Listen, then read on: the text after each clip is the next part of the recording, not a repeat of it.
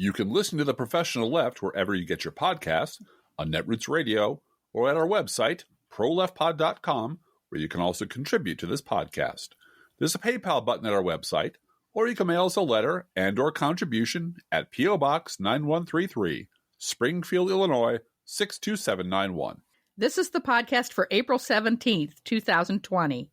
It's not safe for work. Coming to you live from the Cornfield Resistance, where we are not protected from the dumbassery of other states by some invisible wall of federalism. It's the Professional Left with Driftglass and Bluegal.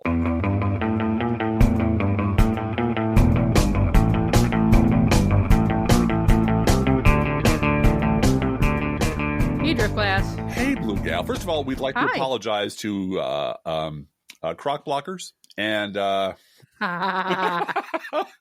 we took them off of our advertising list because, frankly, if anything you can wash in a machine and make it virus-free, we're in favor of. So we're crock lovers now at this house, and we always have been. And we were calling for Crocs before anybody was, really. Before anybody, we were saying Crocs are great, Crocs are wonderful, you should get more Crocs. So we're in favor of shoes you can run through the dishwasher and sanitize. Yes, we are. Yes, yeah. That's for sure. Which is my job now, so that's exciing. Yeah.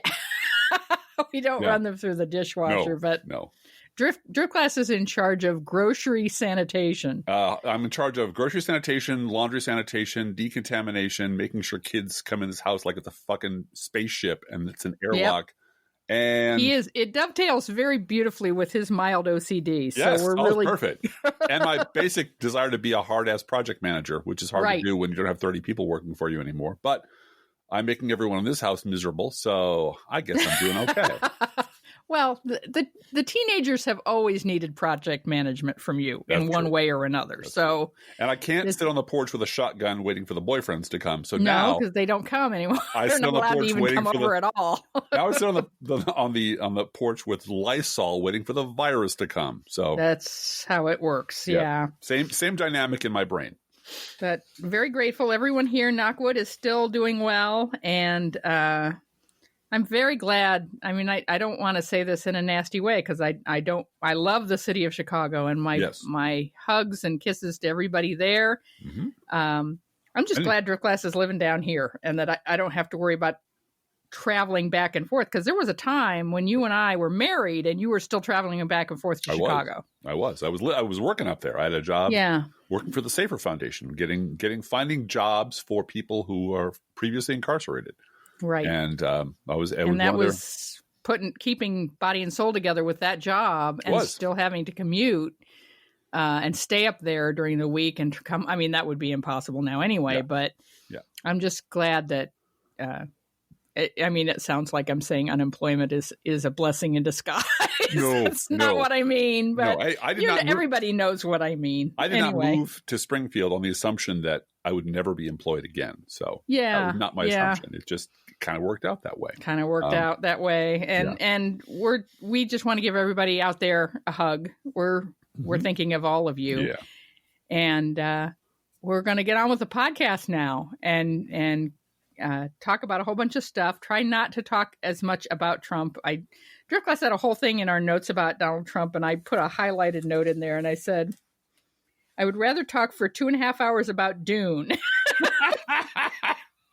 And I haven't read Dune yet, and I'm not.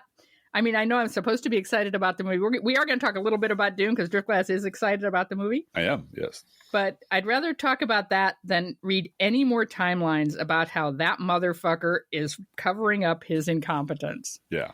And the thing is, he's not covering it up. He's just lying about it. He's just that something? There's something about this. I mean, that is the blessing in all of this. The hidden blessing in all of this is the bullshit doesn't work when it's life or death and a hidden virus that no one can see, and you have to do everything you can to save your life. That's what all of this is about. It's saving lives. And when it's life or death, bullshit just doesn't work with most of us. Thank you. I'm waiting for the caveat to come along. As one of my many, many, many jobs is for my blog and for my sanity, and because I'm sort of very socially active in my community, I do keep track of local pillars of the community in my town on social media and when they talk, who are Republicans, because I live in Trump country. We live in Trump country. Yeah. And they are perceiving a completely different reality than everyone else. Isn't that the case? Donald Trump is the greatest president ever. He is sent by God to protect us. The villains here are J.B. Pritzker, who wants to lock people away, to steal their money and keep the economy shut down because that's a liberal plot to communism, et cetera, et cetera. And Donald Trump has been leading this country better than any leader ever in history ever.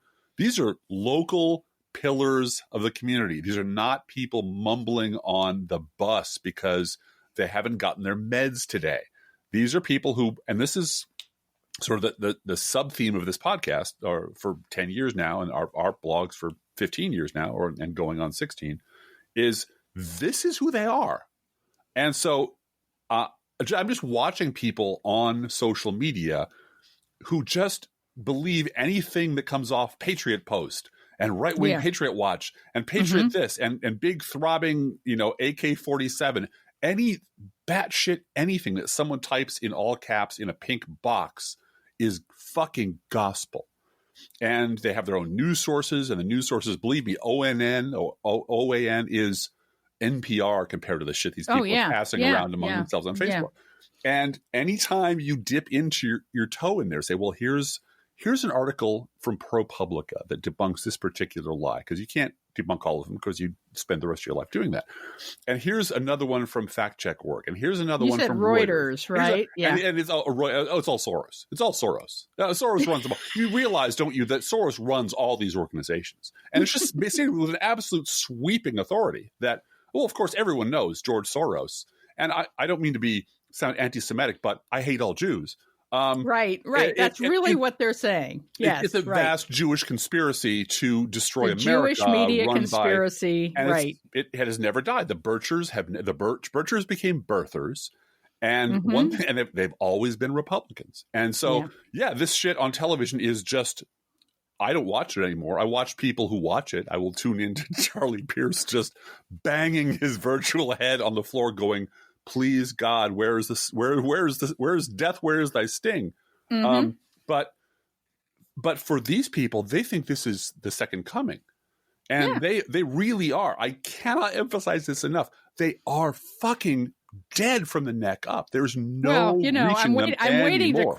I'm waiting to quote Al Jazeera to them and find out that George Soros, the Jewish entertainment and media conspiracy, extends all the way to Arab media. Everyone knows it does, and so they really, Fox is too liberal for them for the most part. No, and that is a scary thing for Fox. You see that with Lou Dobbs. Lou Dobbs, I've said this before. The purpose of Lou Dobbs and Jeanine Pirro is to keep the OAN people tuning into Fox.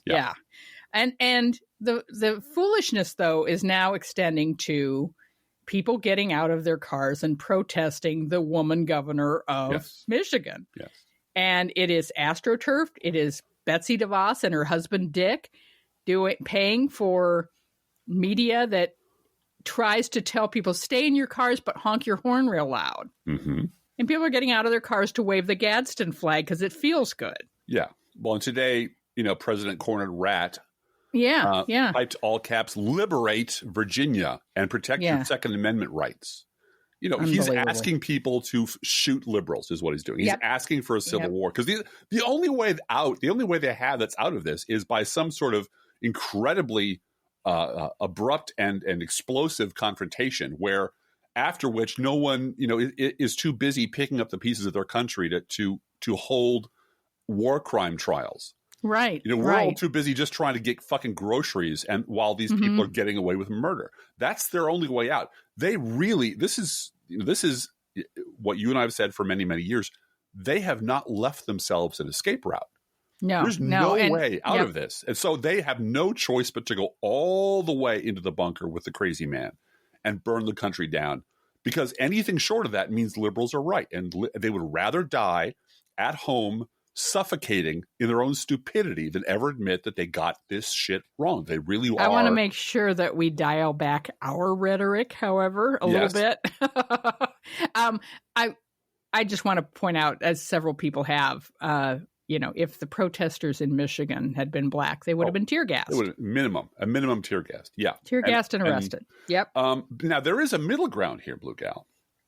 Oh, really? Thank God. Thank God. Because, on the one side, you have a bunch of right-wing lunatics who are consuming a whole bunch of trash through their eyeballs and executing it in the real world in a way that's maximally destructive to our democracy. That's the Republican Party. On the other side, you have a bunch of liberals who are going, holy shit, look what those crazy people are doing. Maybe they should stop doing it. And then you have the middle. And thank God this week, Ron Fournier decided to make a come back into our lives. Now, mind you, Ron Fournier, who is like patient zero of both-siderism. Mm-hmm.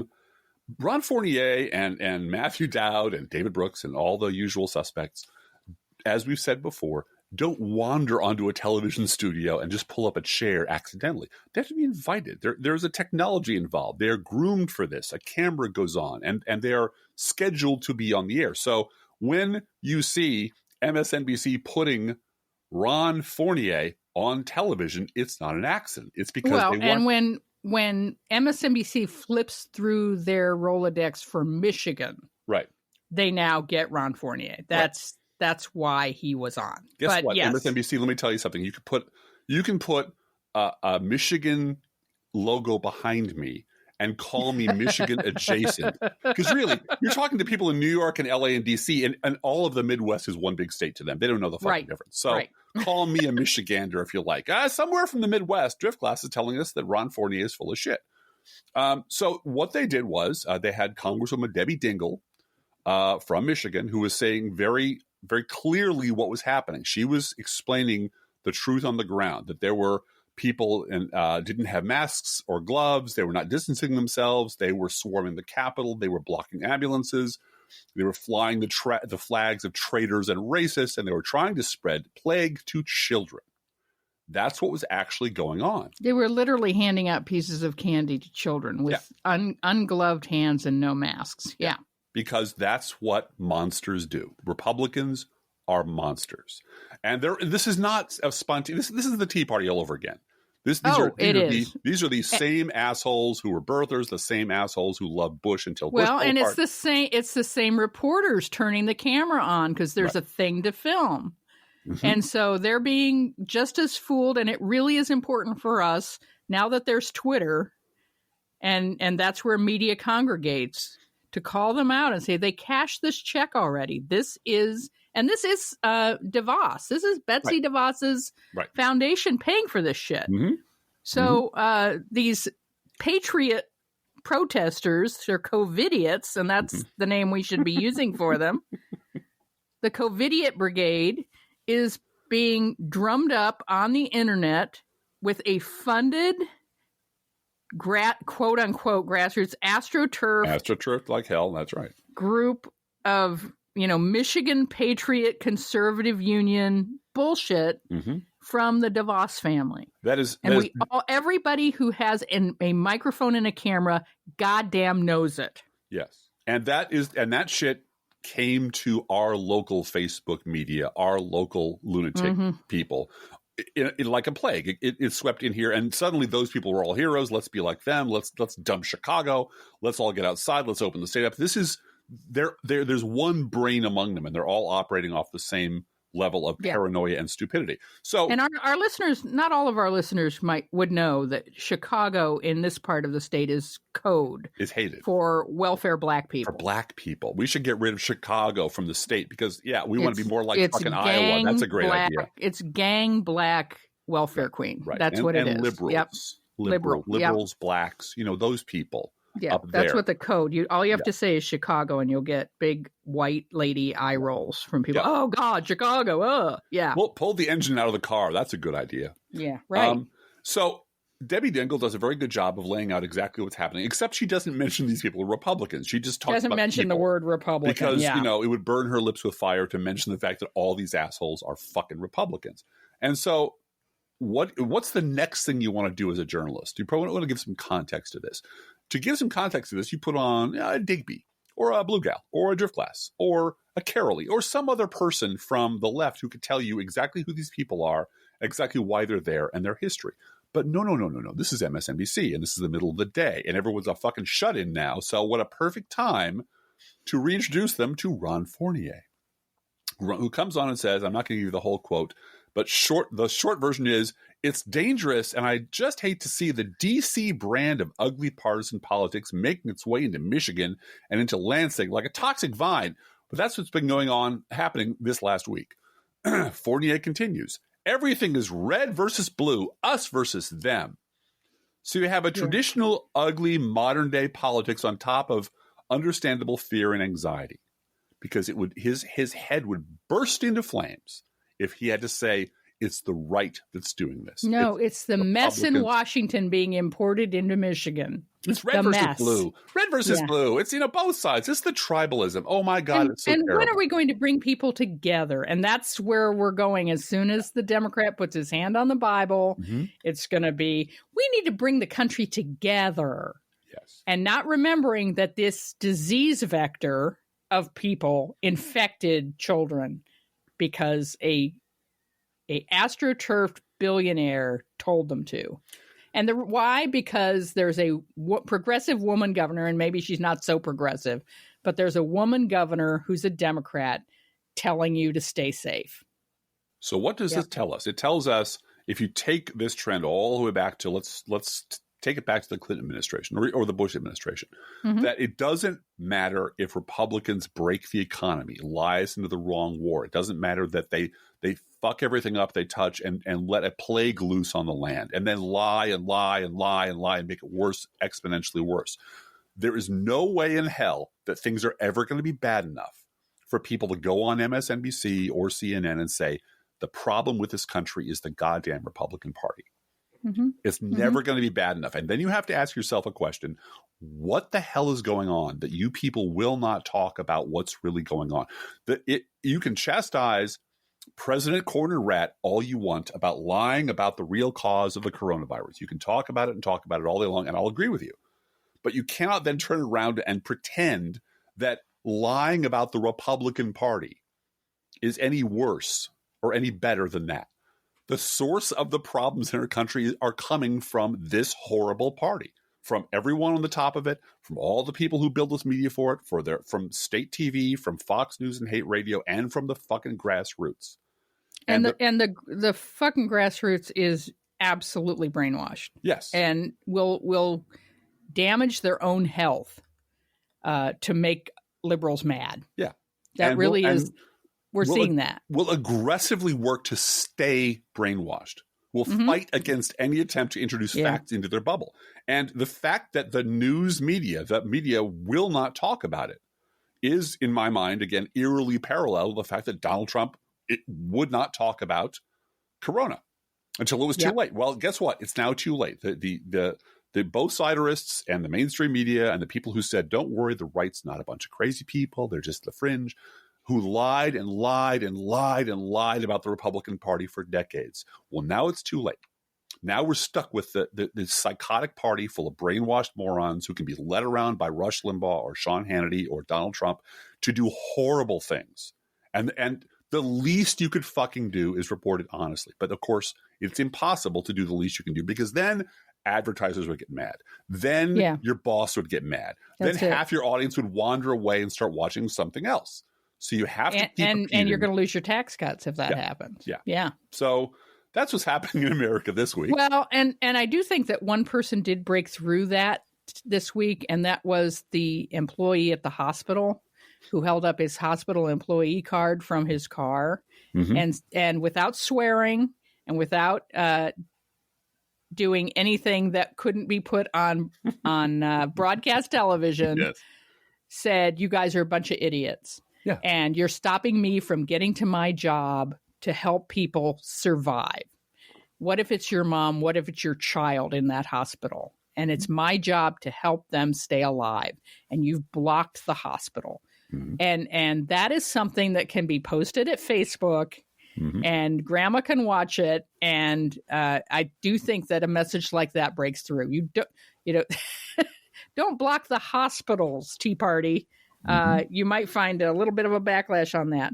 Driftglass, we're not going to spend too much time on David Brooks today, but boy, oh boy, he was trending a lot this morning all day on the Twitter. All day. Yeah. Top trending all day. All day.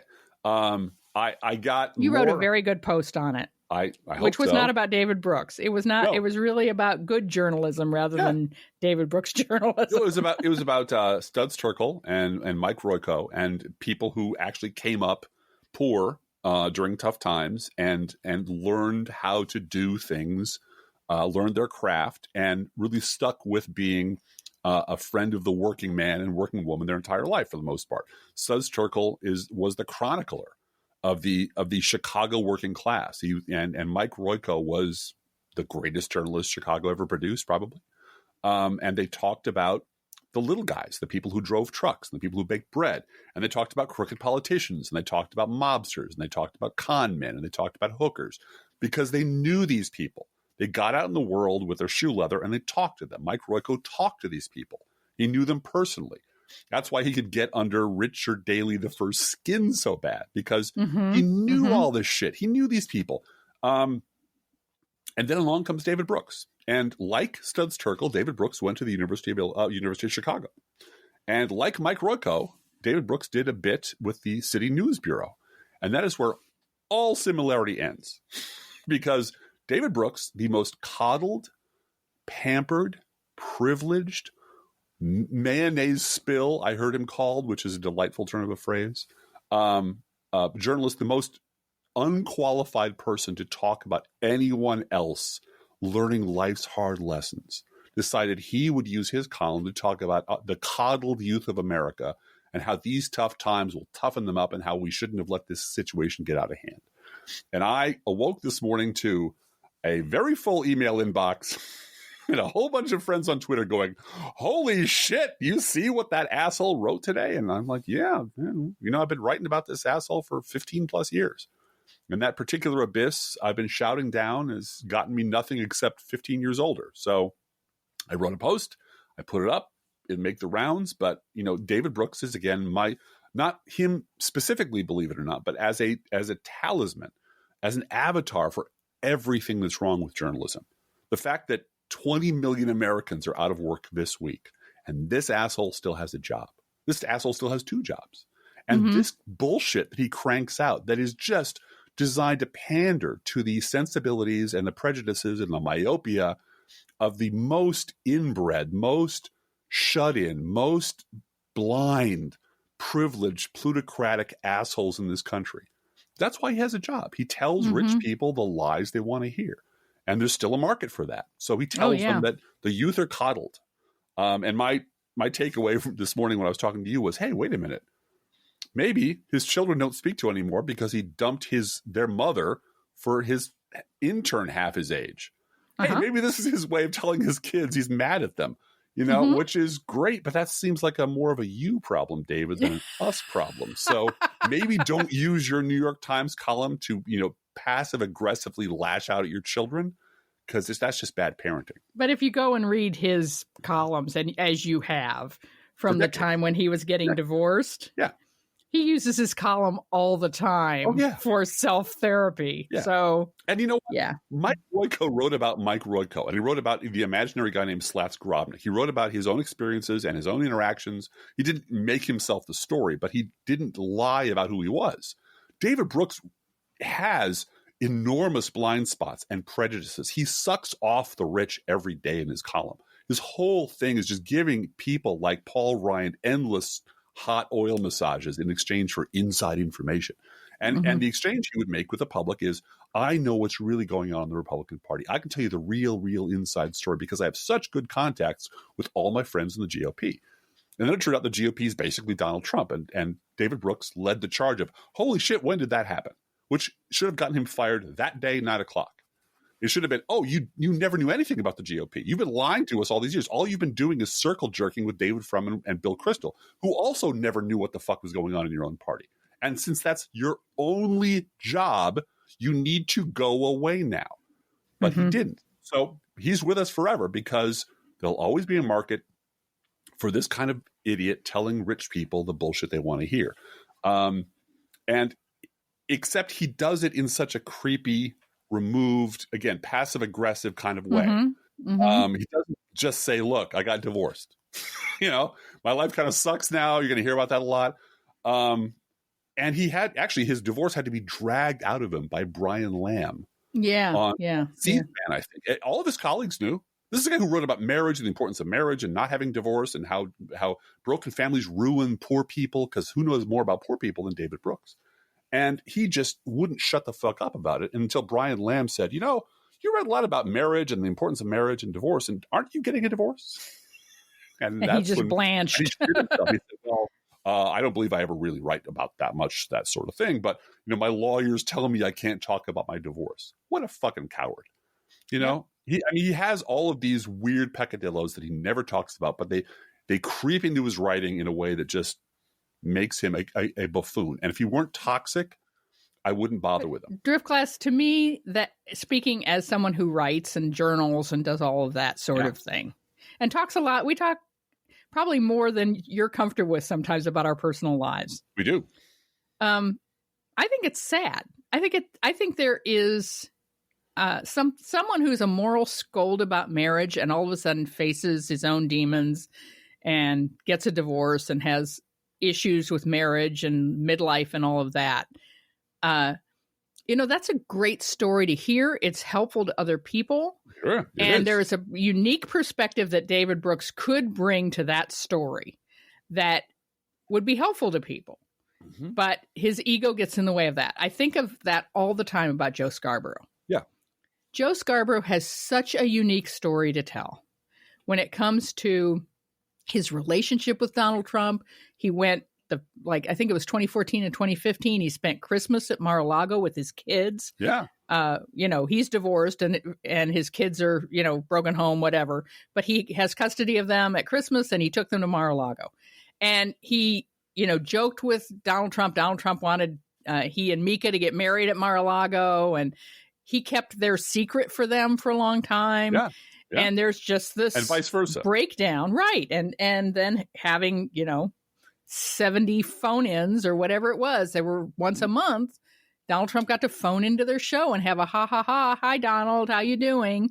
Conversation while he's running for president. Remember the first speech, you've written about this, the first speech Donald Trump ever did in front of, a joint session of Congress. Joe Scarborough helped him tweak it. Write it, yes. And he went and sat in the gallery and watched it and applauded him. This is not someone who, suddenly discovered Donald Trump was an asshole. This is someone who's known Donald Trump is a narcissistic. For a really long time. Yeah. For years. And wouldn't talk about it. Decided that was not something he would disclose to the people. And now he's, Donald Trump's number one critic, but doesn't mentions it as Trumpism. He is the pusher of the lifeboats and the Trumpism. Instead of saying, let me talk about my relationship with Donald Trump and let me talk to you about the kind of person he is and how we, as part of New York City and celebrity and foundation fundraisers and Mika did fashion shows for the Donald Trump Foundation. She and her sister were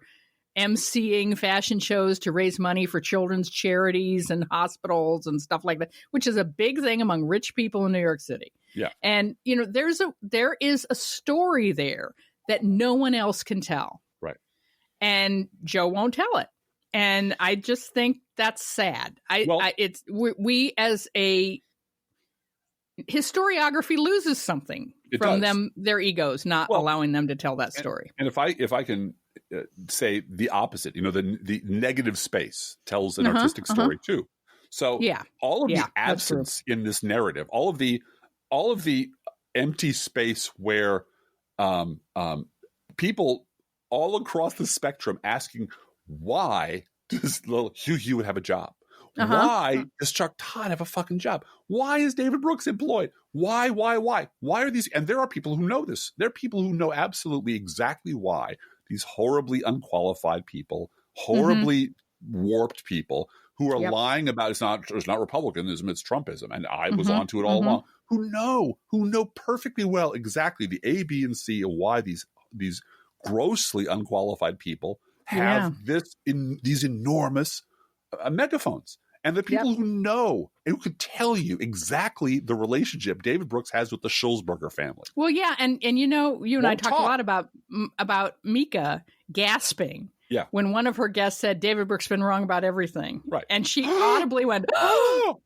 I think if I had a Star Trek Oracle in front of me, you know, and could ask one question, it would be, what's behind that gasp? Yeah. I really want to know. And that guest was never seen again. Everybody in New York City who has money and media influence knows why. Right. Everyone knows. Right. Except the people who are supposed to be receiving news from these, and so their biases are so naked and obvious. The reason they don't care about them is that they don't associate with normal human beings. They're not Royko. They're not Stud Strickle. They don't talk to people like us. They talk to each other. And to each other, it all seems perfectly normal. And of course, we don't talk about why David Frum never went without a job, why Michael Gerson, a fucking Bush speechwriter, can never be fired. There is some weird compact among these people that they protect each other. We've talked about this many, many, many times. But the absence of any conversation by anyone who's in the know about this, until, of course, after it happens, well, you know what happened with David Gregory, is so telling about where their priorities are. It's about protecting themselves, their friends, their bubble, careers, their privilege collectively. And if the rest of us get screwed in the process, well, that's just unfortunate because we don't really exist to them. All we are ratings. And if you don't, and furthermore, if you don't exist in LA, DC, or New York, you don't exist at all anyway. So which leads me to the greatest and most hardest hit industry in America. Really, it's not what you think it is. It's not realtors. It's not hairdressers. It's not mimes. Truly, it is the magic ruralism genre of fiction. Which let me tell you, for a time, there was a time in this country, baby. There was a time Republicans in diners. Is that what you're talking about? Oh God, yeah. You and I could not cross the street to go across to Floyd's barbershop without getting run down by a fleet of trucks from the Washington Post or the New York Times, rushing from one diner to another, looking for Trump supporters, the economically anxious Trump supporters, to talk about their feelings and why they voted the way they did and why they hate black people so much, which they never got around to asking.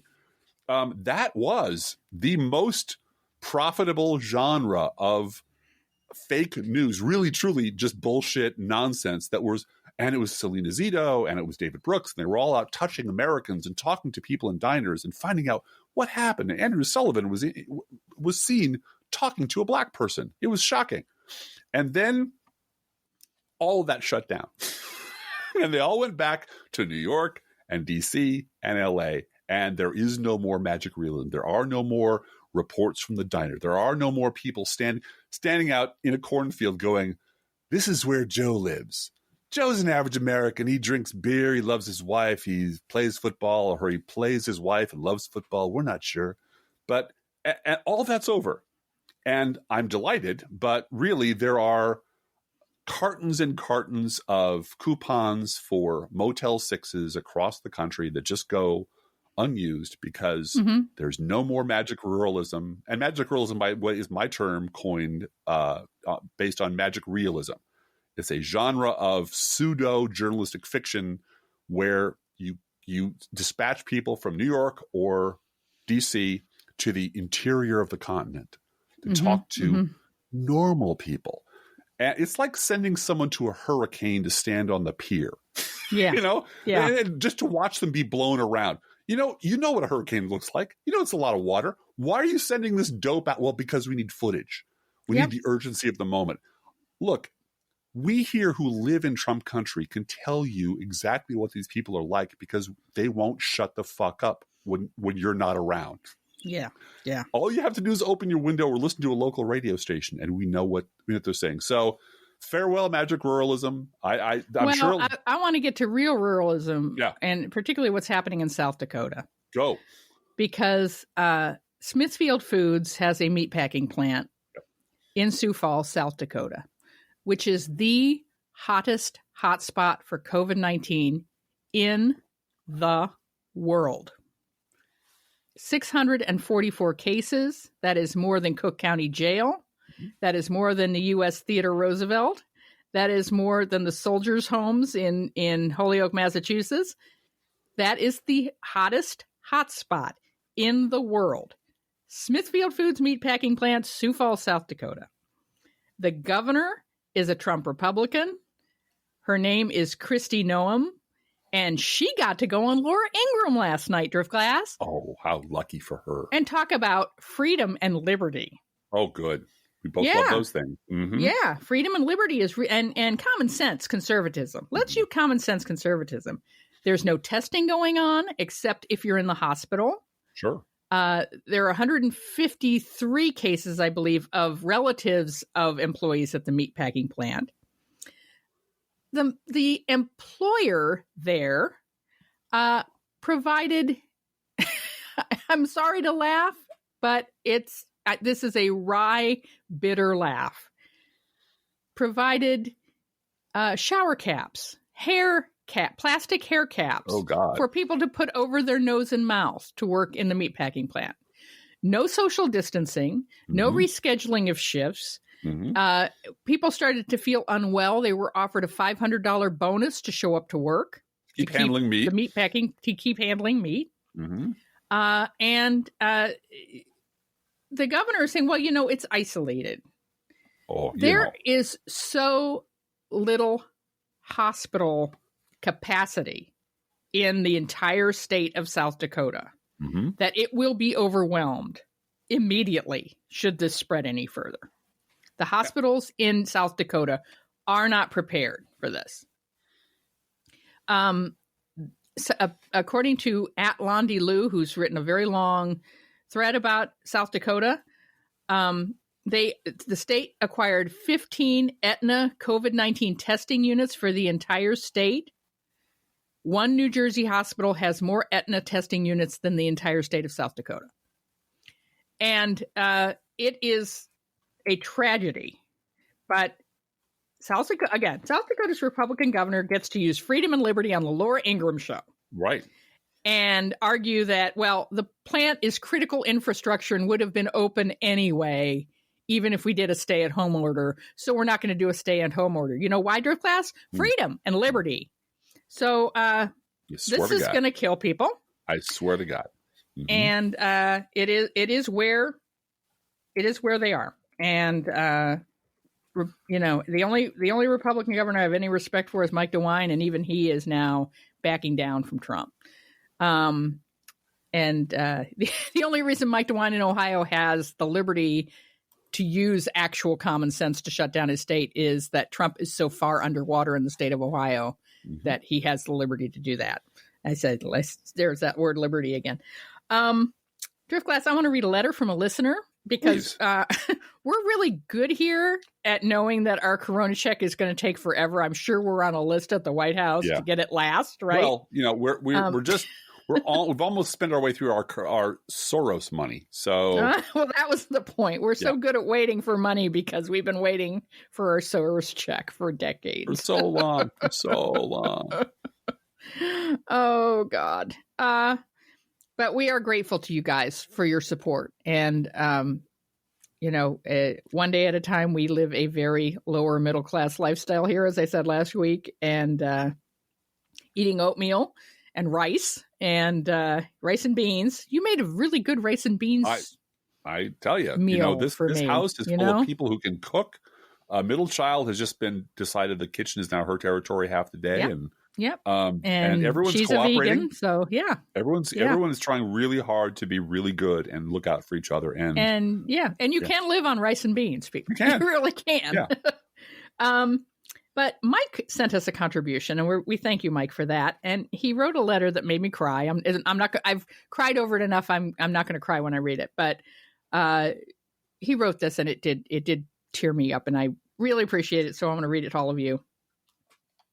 He writes, "Hey guys, I've been listening since I found podcasts in 2011 after a personal tragedy made it difficult to be alone in my own head." And we know what that's like, don't we, Driftglass? Yeah. We sure do. Yeah. "I kept listening through job changes, a marriage, a divorce, births and deaths, and the continuing escalation of the bullshit in our government. I just got my corona check today, and I want to spread this blood money around. It's an odd thing to say to someone I've never met, but I love you both. and I really appreciate the hours I've spent with you. I don't always agree on every issue, but I dig your passion and honesty and consistency. Thanks for everything and keep at it. Mike. Hey, thank you, Mike. Mm-hmm. We love you right back. I believe I told you to send that money back, because if you don't agree with us on every issue, Mike, we just don't want to know you, you know? You got a little note in here about Bernie Sanders that we're not going to talk about. Driftglass. No. We're so grateful for Senator Sanders' support. We're so grateful that he stood up and like a senior senator and said, the most important thing is getting rid of this lunatic in the White House, and I will do everything I possibly can within my power to do so. And for that, and I am 1,000% behind Bernie Sanders moving Biden to the left. Oh yeah, and working on policy committees and hopefully having a say on the cabinet on who goes in and who doesn't. I just think, you know, this is he belongs at that table, and we need to make sure he's absolutely earned it. And, you know, even though now we're all going to be riding with Biden, that does not set aside Bernie Sanders' causes or his participation in power. He really needs to be there. Now, I'm going to connect what Mike wrote about appreciating the hours I've spent with you. Ooh, watch the magic. Watch the magic happen. Because I want to talk about church for a minute. I'm jumping through our list. Last week, our adult Sunday school class didn't meet as a Zoom group to have Sunday school. We actually watched the sermon that was on YouTube together. Mm-hmm. And I was quite perturbed after the service. The sermon was really, really good. Mm-hmm. But I was perturbed because the view count on YouTube, we have like 325 people that attend 3 services on a regular Sunday. As a former usher, I can tell you exactly the amount. Former usher who counts everybody, yes. Yeah. And on Easter, it would be 450, I'm sure. Absolutely. Yeah. And the view count at 10, it's a 9 a.m. service. The view count at 10 was like 63. And I was like, what the heck? You know, we should have 325 people watching this service. Yeah. And I noticed later on in the morning that it had caught up to 210, 250, whatever. It had gotten up quite a bit. Mm-hmm. But what occurred to me, first of all, a conversation I had with the pastor about youngest child, because she is at an age where she's lost interest in church. And I was concerned about that. Mm-hmm. And the pastor said to me very directly, he said, if she doesn't have friends at church, she's not going to be interested in church right now. That's absolutely. It's social. 15 years old, that she comes to church to see her friends. That's it. Mm-hmm. And, but it occurred to me after seeing that, 60 people had seen this service at the time that it was posted, that there's a whole lot of 70 and 80-year-olds who come to church to see their friends too. And that's missing, from their lives. And they might catch up with the sermon later in the morning or in the afternoon or whatever, but really getting up and being there at 9:30 in the morning isn't for the sermon. It's to see their friends. No, absolutely. We're social people. There's a men's group that I was a part of there for a hot minute, and I no longer participate. Not because they're not nice people. They kept wanting you to be president. They kept saying, I'm looking around this room here, and I'm the youngest one there by a lot, and that's not good. At 60. This tells me that your recruiting efforts for the last 20 years have failed rather spectacularly. Mm-hmm. Yeah. And they're looking around and go, oh, Joe's been president twice, and Jimmy over there has been president 9 times, and what do you think? Maybe we should have a new person volunteer to be president. And everyone just sort of takes a step back and waits for me to open my mouth. And I'm real used to not volunteering for things I don't want to volunteer for. And I just sat there and counted the holes in the ceiling tile and looked at my shoes, and the moment passed. But they did not come there. They do not come there they come there to be with each other.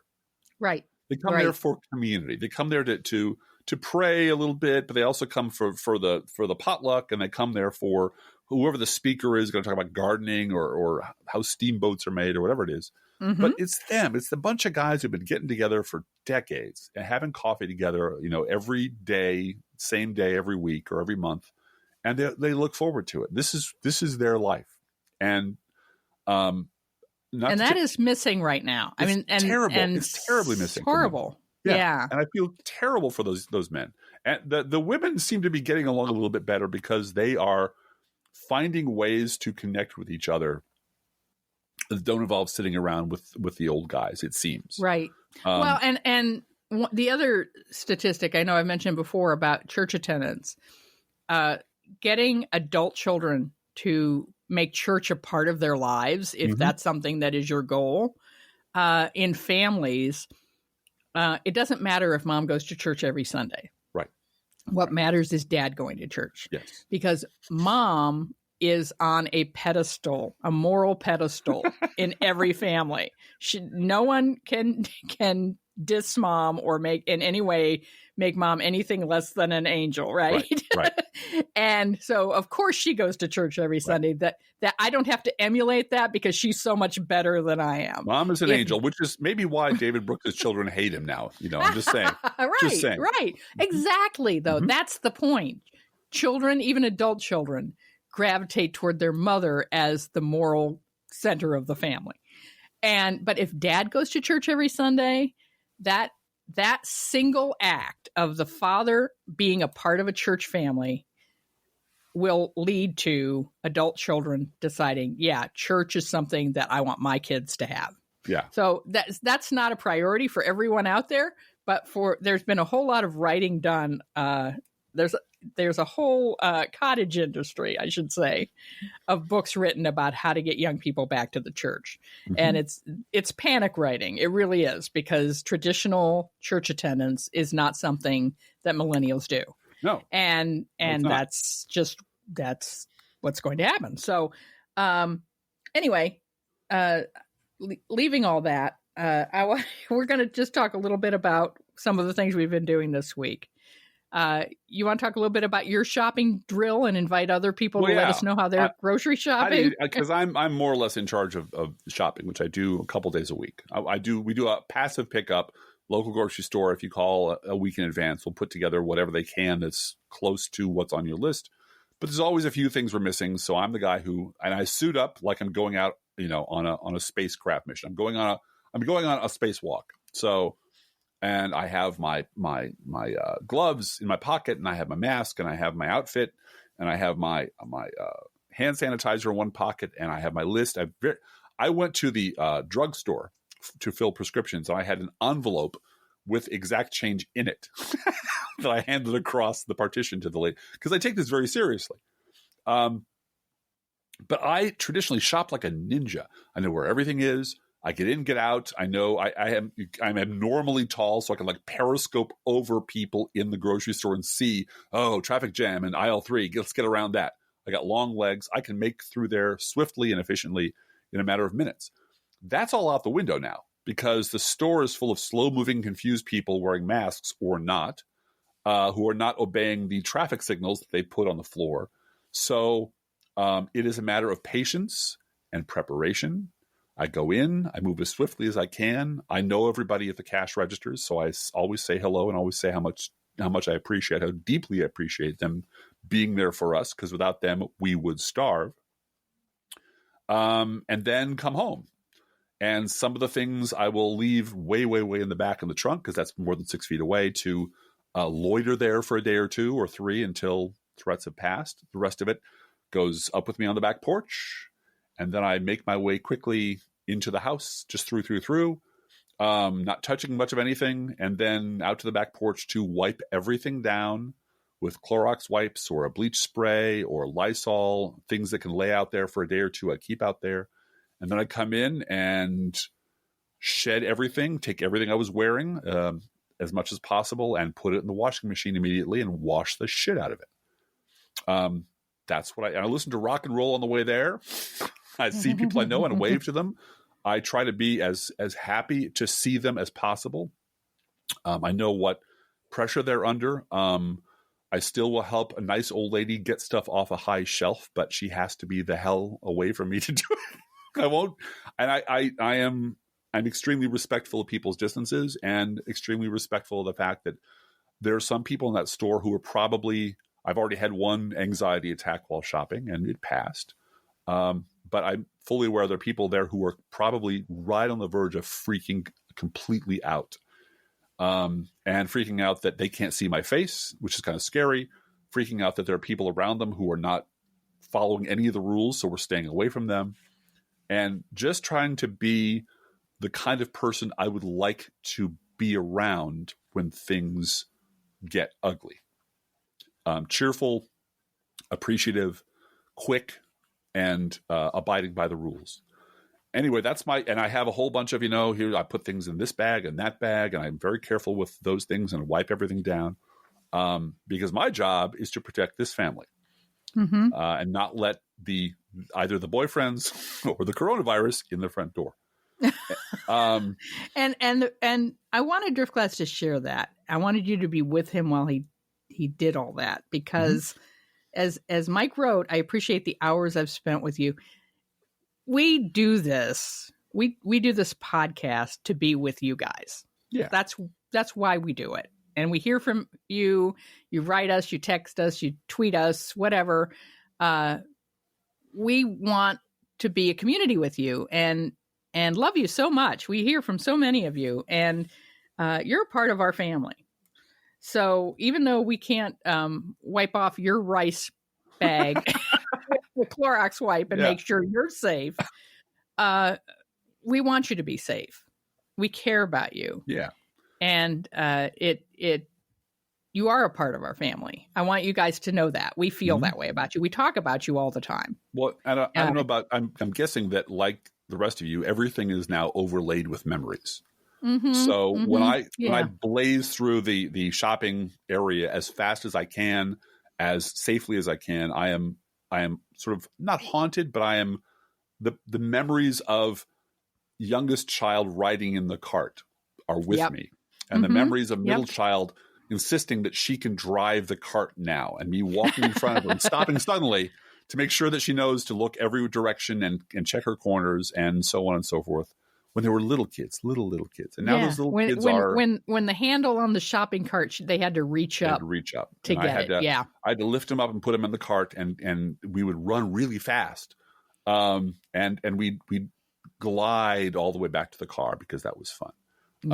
So those are sort of, those are things that age and time have of course, made no longer viable, but also it's that sort of freedom that we could just go and do that. That was fun and goofy. And there was no need to dress like I was going into a hazmat suit to go out and get some rice and beans.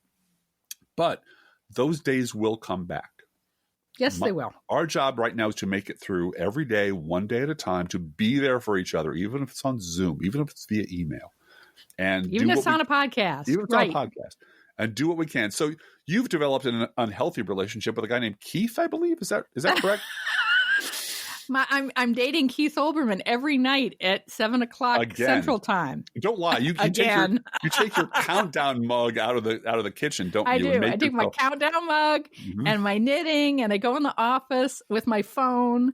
And Keith Olbermann reads James Thurber stories to me and to everybody. Yeah. And talks about baseball, and I don't know anything about baseball, and I don't care about baseball, but I am used to having a partner that has obsessive interests in things. So, and believe me, I've known for a long time that Keith is on the spectrum. So having that kind of nodding relationship, oh yes, I know about your passions, and that's okay. I'm used to that, but it is really fun to listen to Keith Olbermann. If you are on Twitter or Periscope, I guess is the program. You can, on your phone on Twitter, you can listen to him, and also on Periscope is an app on your phone. Every night, 8 p.m. Eastern, he sits in his apartment with his dogs and a baseball jersey from his massive collection of baseball memorabilia, and he reads a James Thurber selection. Yes, he does. That's wonderful. And I sit there and knit. Mm-hmm. So, and we're also participating in some online trivia. Yes, we are. Which is a Facebook thing. It is locally sourced. It is the person. We actually have been to live trivia events with this particular person as the MC. So this is the local guy. But there are people from other parts of the world joining in. So I'll put a link to this page. No. Oh, no? No. We don't want any competition? There's way too many smart listeners out there. And I really don't want to be pushed any further down the curve than we already are. So, oh well. But you use your best judgment and do what you're going to do anyway. Our team is called ProfessionalLeft. So, and I think we came in like 19th last time. We'll do better next time. It was a blast. It was. We had a really good time. We had a lot of fun. The kids sitting around the table with us, spouting off answers and just like, I don't know. And I don't know the answer to these things. This is your age cohort. Why don't you know this song? Like, yeah. Some of it is pop music, and some of it you just don't know. But anyway, we're having fun with that. Those little distractions keep us going. Driftglass, you have to choose between the story of Mr. Electrico, which I think could wait till next week. Okay, yeah. And talking about Dune. You're excited about Dune? I am. Next week we'll talk about the Paris Review story, which I've heard before on the Charlie Rose Show by Ray Bradbury, about the origins of the character named Mr. Electrico. It is wonderful. Colin Walsh on Twitter clipped it and put it up on Twitter, and suddenly I have 100 inbound questions going, oh, I get it. Okay, that's why you're called Mr. Electrico, right? And so next week I will read Ray Bradbury's description of his discovery and friendship with the actual Mr. Electrico. Okay. But this week, against all hope and reason, I'm actually looking forward to Denis Villeneuve's, I hope I'm pronouncing that correctly, movie version of Dune. There was a miniseries that came and went that was pretty good. It wasn't great. It was pretty good. The movie version of Dune is a hot mess, which is worth watching just to see. Wow, they got some stuff that was amazing, and the rest of it was just terribly confusing. But I've seen the stills, and I know I shouldn't get excited by still photography from a movie set, and I shouldn't get excited about costumes, and I shouldn't get excited about this stuff at all. Casting is everything. Timothy Chalamet is playing Paul Atreides. Oscar Isaac is playing Duke Leto, which is perfect. Zendaya is Chani. Oh, she's a wonderful actress. She's an amazing actress. Perfect. Yeah. Tell me about your homeworld, Usul. Rebecca Ferguson is Lady Jessica, which is a hard thing to do. Rebecca Ferguson is an alum of the Mission Impossible movies. Yeah. If you don't know who she is, she's the Russian spy in the last couple of Mission Impossible movies. Yeah. And if now in your mind, figure out who you'd like to see in the age group, and they get most of them right. Josh Brolin is Gurney Halleck, or Halleck, depending on how you pronounce it, which is one of Paul's mentors. David Bautista, who you might know as the huge guy from Guardians of the Galaxy, is the Beast Raban, which is fucking perfect. Jason Momoa, Aquaman, is Duncan Idaho, which is perfect. Javier Bardem is Stilgar, which makes me very excited. Liette Keynes in the book is a man. In this case, they got very smart, and they cast Sharon Duncan Brewster, an African-American woman, as the planetary ecologist, and that's just great. Stellan Skarsgård is the villain, Baron Vladimir Harkonnen. And somebody remembered that Charlotte Rampling still exists and cast her as the Reverend Mother Gaius Helen Mohiam. And perfect casting. Damn. I'm just the sets look cool. They actually filmed it in the high desert. There's a million ways to screw this movie up, and everyone who's made it has already found them. But again, as said, all hope and reason. December of this year, assuming that everything is back to some kind of normal and things are available and theaters are open, even a drive-through. What a great drive-through this would be. You will see me front row watching Dune, and either ecstatically going, yeah, or shuddering and going, oh God, it's but so far, it's like falling off a tall building. So far, so good. Every floor, so good, right? Baby. So far, so good. So far, so good.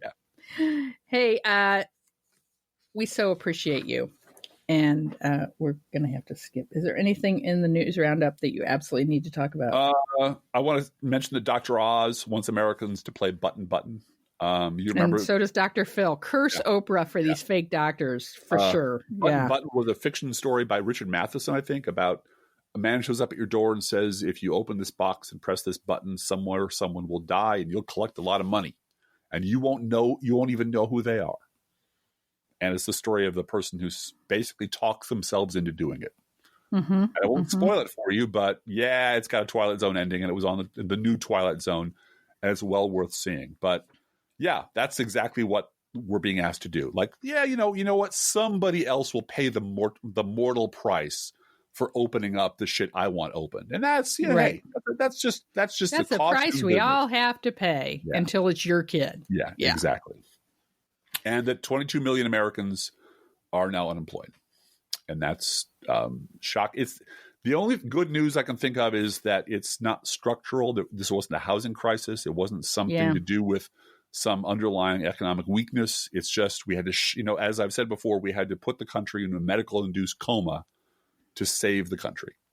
Well, and there's a very good article in The Guardian that really brought me up short, which is, it's not all baking bread and reading Ulysses. There are people out there that can't find food. Yes, absolutely. And if you can donate to your local food banks, if you can donate to Donors Choose, if you can contribute in any way, we have a Facebook page. I know Facebook is horrible, but in this pandemic, Springfield Families Helping Families. Yeah. 1/10 of the population of Springfield is on this page. Yes. Helping each other find what they need. Micro pantries have sprung up all over town. Yep. And they've actually asked people not to tweet or text or Facebook when the micro pantry is full. Just let us know when it's empty, because when it's full, it gets emptied out immediately. Right. Because people want to hoard food, because they're Food is scarce in some communities here in Springfield. But it's if you can help out, find a way to help, please help. Yeah. And people are helping. We're grateful for the good people. Our local pawn shop is giving away masks. That's right. How cool is that? Monster Pawn. Monster Pawn is, as far as I know, as far as I can tell, this was a few days ago. Someone was sewing masks, and they just had them by the door, and you walk in, grab what you need, and leave. And I thought, you know what? Yeah, okay. Yeah, free masks. Way to go, pawn shop. Way to go, pawn shop. And thank you, everybody, for listening to us and writing and keeping in touch with us. We so appreciate you. And let's a special shout out, thanks to Tammy, our internet angel, our nerd angel, who really does make it possible for our message to get out there and to keep this podcast running. We love you, darling. Love you, Tammy. Each week we post to our Facebook page and website an internet kitty sent in by you, the listeners. This week's internet kitty is Paco. And one member of Paco's family is a student at Augustana College, where Junior Dude is a student. Yes. All right. Okay. So go Vikings, and Paco, we're glad to have you at our Facebook page and website. He's a beautiful tuxedo-type kitty, and you should visit him. And, of course, Paco eats freshly poured cat food, our fake sponsor.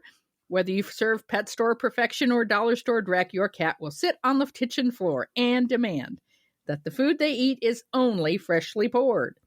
Freshly poured, freshly poured. Oh, my Lord, it's freshly poured. You can visit Paco at our Facebook page or website, and you can send your internet kitty or other pet to us at our email address, proleftpodcast@gmail.com, where you can also write to both of us. Feel free to write us. We do love hearing from you. Be aware that if you write us at any of our addresses, we reserve the right to read your email or U.S. Postal Service, #Save the Post Office, Go Postal Unions, letter on the air unless you say otherwise. Don't forget our gourmet coffee guideline. If you can afford to buy an espresso-based beverage for yourself at the drive-thru, buy one for us by sending us a donation. This is not charity. This is our job. Approximately 1% of our listeners support this podcast with a contribution, and you can too. See our website, proleftpod.com, for details. Our PayPal, postal address, GoFundMe, Buy Me a Coffee, all of it is there at proleftpod.com. And please share our show on social media. We appreciate you doing that. Thank you. Hey, Driftglass, how are the Internet Kitties doing this week? Well, Bluegal, during the primaries, the Internet Kitties were split between Elizabeth Warren and Bernie Sanders and, of course, Mike Gravel. But now they're all riding with Biden. Let's think about living. Let's think about loving. Let's think about the hooping and the hopping and the bopping and the lovey-dovey. Let's forget about the wine and the crying, the shooting and the dying, and the fellow with a switchblade knife. Let's think about living. Let's think about life. The Professional Left podcast is recorded under a Creative Commons license. Copyright 2019-2020, DGBG Productions.